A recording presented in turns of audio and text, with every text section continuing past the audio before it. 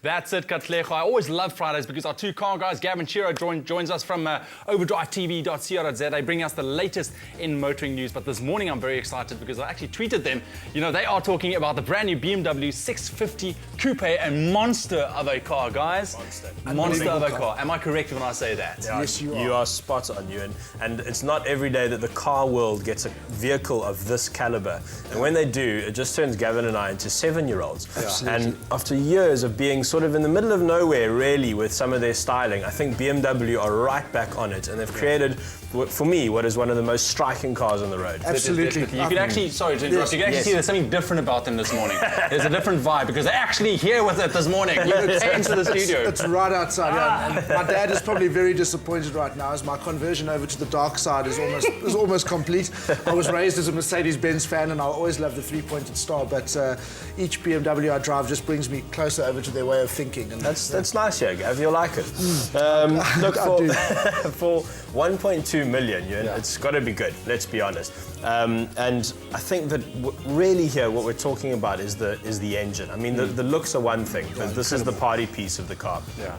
Yeah, no, absolutely. I mean, and this is the first time that BMW's ever put turbos in a car. They always thought before that turbos weren't part of their whole company philosophy, but so obviously this time they went and put 2 turbos on the car. Yeah. From no turbos to 2 turbos. Just to make sure, yeah, exactly. Right. Yeah. So you're looking at a car that is brutally quick, but just so comfortable when you need it to be.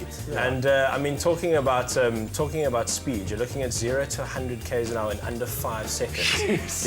I know, it is phenomenal. Now you get, I mean, we've driven fast cars, and you get cars that are really fast, they really feel fast. You get others that, but it's the way the speed is sort of translated into a feeling with this car.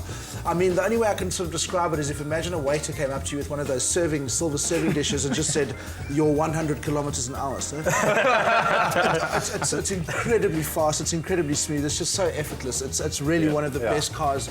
I have to say, I think that I've ever actually driven. It is phenomenal. I mean, the thing is, you know, in that sort of price range, it's got to be good. And the interior is a fantastic mixture of sporty and luxury. And when you're in the car, it's quite quiet, but outside... Outside, honestly, I opened it up a little bit in an underground parking garage, and it sounds like werewolves are fighting in a cathedral. It really, it's a fantastic howl from the twin-turbo V8. It's a car that makes you genuinely feel happy, honestly. Well, guys, I know we need a lot of time to talk about this car. But we have another car to cover as well, in a completely different class, the Peugeot 5008. Yes, last week we covered the Toyota Innova, which is a very utilitarian people carrier, but over in France they tend to do things a bit differently, and they have the idea that why not make practicality look incredible? So it's basically why wear underwear when you can wear lingerie, if you're a woman, obviously. So it does the same job as the Toyota, it just looks phenomenal doing it. It really is a good looking car. What a pretty car, and I mean, it's just got some really clever touches for what is basically a mom or a dad's taxi. And what I particularly loved was the third row of seats. Now, these are quite hard to get right. And what Peugeot have done, have put them in the boot of the car. You can't see them. No way. You fold the boots back like origami, and then there's just one handle, and you just pull it, and the rear seat just pops out like RoboCop doing yoga. It's fantastic. RoboCop yoga. Yeah, if you can imagine that. It's very impressive. And I think Peugeot have me to thank. They have some future customers. I was driving on the public holiday and there were some downhill skaters, some kids about 14 years old, and they were at the bottom of the hill hitchhiking, and I thought, oh, well, I've got a people carrier, I may as well carry some people. Gave them a ride up the hill, and they were just blown away by the car because it's got this huge glass sunroof. And they were like, whoa, imagine when it rains in here. And they said they want to drive Peugeots one day when they're older. So there we go. Peugeot, you know, please I will be send sending Gavin's you referral feed in about 20 years.